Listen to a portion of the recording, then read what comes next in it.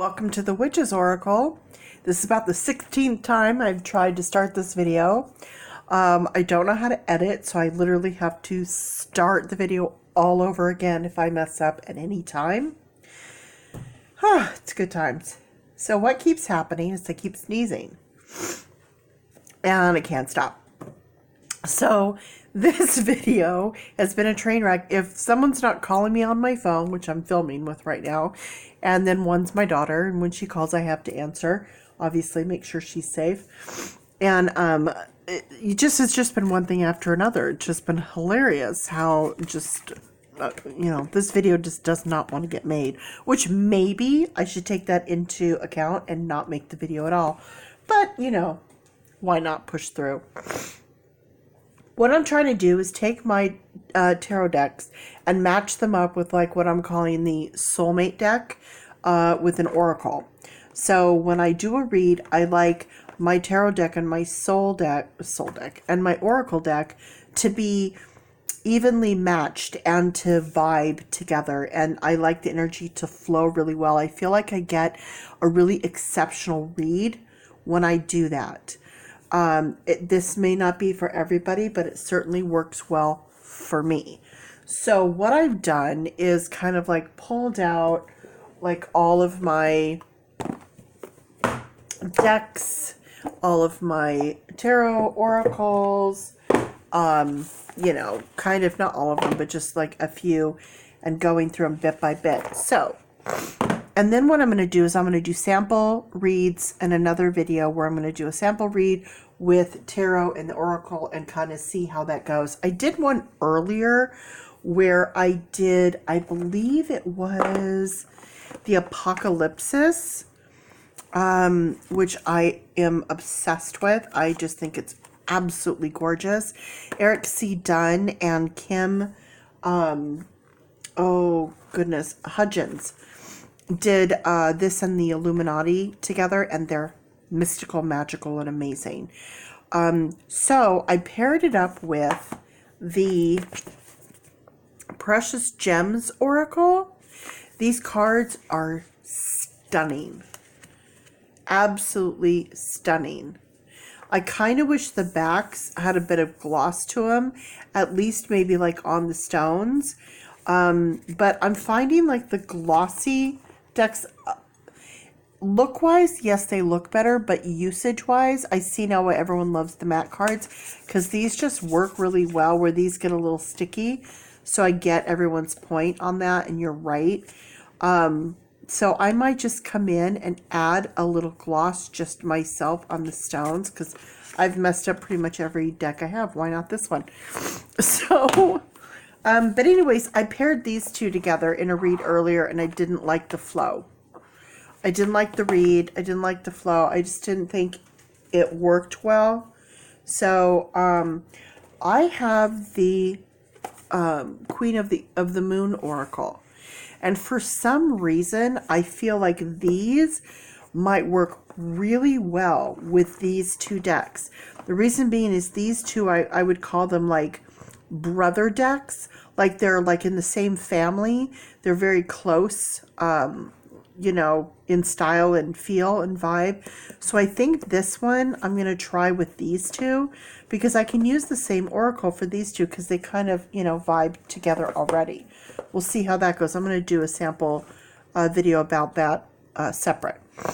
I'm going to hold off on this one. I don't know what tarot deck I have right now that will go with this. I've got to work on that a little bit. I'm going to hold back. I definitely think that the Good Tarot, there's the Good Tarot. These cards are just so beautiful. I think the Good Tarot and the Wisdom of the Oracle are just kind of perfect together. They just like look like they belong together. And I hate the white border. For anyone that's considering creating, doing decks, please, please, please, I ask 3 things. 1, please edge the decks. It just gives them that extra something. You can do it so much easier than we can in print. And then also you can match to your style of your deck. See, I started to do this one with a little bit of gold edging, but you can almost not see that. I don't know if you could see that or not. It's kind of there, but not. So I stopped because I wasn't like really vibing with that. Anyway, if you look at how great this looks without a border, and then how distracting this white border is, the white border is so distracting. It's not that it has a border, it's that it's white. And I'll show you, because I was showing this earlier, but then I had to restart this video. And you guys can feel free to comment below and tell me what your thoughts and feelings are, because this is just me and my opinion, and it doesn't really matter much other than to me. So here is the same one done in black.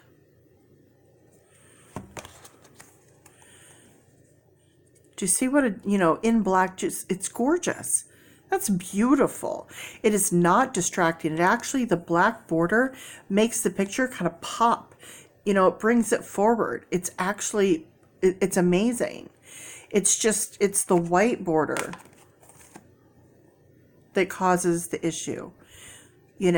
I mistakenly, and I'm not loving that, but I mistakenly messed up, and I was trying to do something, but I don't know what I'm going to do with these now. I've got to come up with something creative, but loving. The only issue is I used a cheap Dollar Tree marker, and it's like, you can see how some of it's flat, some of it's shiny. So I definitely didn't use the right product. If this was matte all the way across, I think it would be better, because this is glossy. I don't know, I'll figure it out. And I'm not liking so much the black and the red, because then you've got this, I don't know. I have to come up with something. We'll see. But then I thought how great I'll edge it in red, because the back is red. But when you have the white edges and then you try to edge it in the red, it just doesn't really flow right. So when you have a deck that's borderless, look at the difference. Look at that. And then now, oh, I have these all kind of, there we go. And then now, if you wanted to edge this in like a dark green, how gorgeous would that be in that same kind of really dark emeraldy green on the sides? Oh, stunning deck. So, and then again, if you were to have a dark border, it's so much better with the dark border than it is with the white. Borders aren't bad. It's just, it's the white that causes the issue. So anyway, yeah, please don't do any more white borders. Borderless, borderless, borderless. Love. Borderless. Okay. So I decided that these two go together. I'm going to do a sample read with these in my next video and see how those vibe together. So I've got this one to do. I've got this one to do. Now I have the Centennial, which I absolutely love these cards and hate the backs. Absolutely just don't like the backs at all. This color, it's not working for me at all. Maybe there's other people out there who may love that. Great, I hope you do. For me, gosh, I'm just not, I need something else, and I don't really know what, but I just need,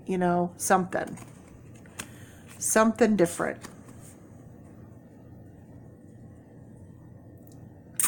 See, if you're gonna do a border. Anyways, I need something different on the back. So I've watched videos where people use contact paper and they change the backs, and it also gives it a little bit more stability, since these are a little bit frail on these cards, a little bit flimsy.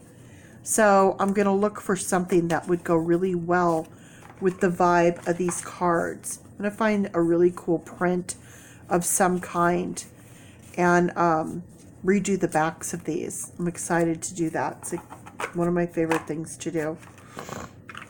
But what I did get is this Divine Doors, which I just saw this and thought this is just the coolest thing. And it's just a little magnetized flip box, which I adore, instead of, having to lift it up. Adore that. Or when you have the boxes where you can like pop the tops off, you lift those up or turn them this way. Love it. Look at these. Aren't these just, they're teen tines. They're just teen tines, especially my giant hands. Look how little. They're so little. But, powerful. They're just beautiful. Don't you want to just like go exploring and see what's down there? Look at that. I want to paint my door that color. Beautiful. Okay, that door terrifies me. I would never, ever, ever. I'm claustrophobic, so no, thank you. Stunning. So I did, a review on these, so I'm not going to go through the whole thing, but you see where I'm going with this. So, not feeling these are perfect for this deck, but I kind of am running out of oracles. So I thought, what the heck, I'm going to give it a whirl and see how those two pair together. I don't know. We'll see. So I'm going to try that one. I also have the Tarot of Wonderland that I thought these would work really well, so I could do a sharesies on that. And then I have the Grand Lux Tarot. And with the Grand Lux, I'm also not a big fan of the backs on these. I wish they would have used the Wheel of Fortune for the backs on this deck, but that's just my own personal opinion. So with this one right here, I'm right now currently pairing these with the Madame and Dora's fortune cards, because these have everything from Norse to Egyptian to Native American to African American to Renaissance to Old England to mythology, and so do these cards. So that's why, I felt like they would go together. These are black and gold. These are kind of sort of black and gold here. So I've done a few readings with these two together, and so far they seem to do really well.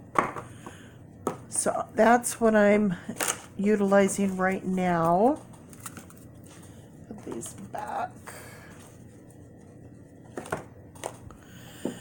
Okay, so if anyone has any ideas, any suggestions, I am so 100% open. I also have the Sacred Spirit reading cards, which I've completely ruined by trying to edge them. I edged them. Isn't this beautiful?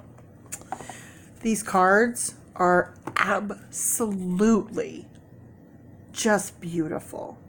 And I just felt like they had to be purple, and I was right. Look at that. That is stunning. Do you see the difference it makes? Okay, I know it's not about the look and it's not about the aesthetic, but come on. When a guy sees a pretty girl, that's what draws him to her. Her looks and, her vibe is what pulls him towards her. And then her personality and who she is as a human is what keeps him, But that aesthetic has to grab you, So I just feel like, wow, that's beautiful. It's just so beautiful. What I love about this is it doesn't rub off.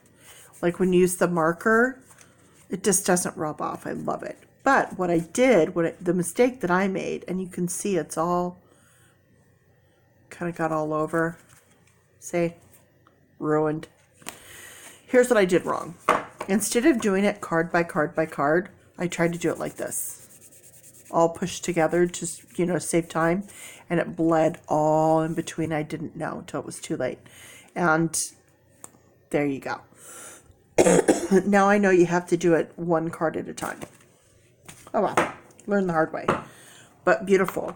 So I kind of feel like these might work really well with the Dreams of Gaia, which I haven't used yet because I haven't read the book. And I haven't connected with them yet. And this is not a standard Rider-Waite. So I have to learn the whole new deal about it. It's sitting next to my bed, the book right now, waiting for me to read it. And as soon as I do, I'm going to start using my cards. But I think this one might be a good match with that one for some reason. So I'm gonna give that a try. So the next video that I'm going to post will be me trying to see how these guys all work together. And if you guys want to do videos and tell me, you know, does anybody else have this sickness that I have where you have to match them up and they have to vibe together? Or is it just me? Because it very well could be. I have severe OCD, organizational, and, you know, everything needs to have a home and a place, and everything belongs in its place, and it's got to be neat, tidy, it's got to be balanced, you know, all of that ridiculousness. So anyways, like, subscribe, comment. I don't mind criticism. It helps me grow, but please be kind.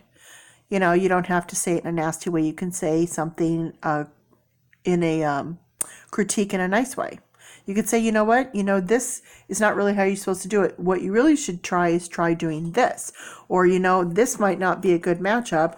I don't know why you picked that, but you know what would be a good matchup would be, you know, this and this. Like, feel free, you know, to, you know, give me your opinions because I'm all about that. So I'll see you next video.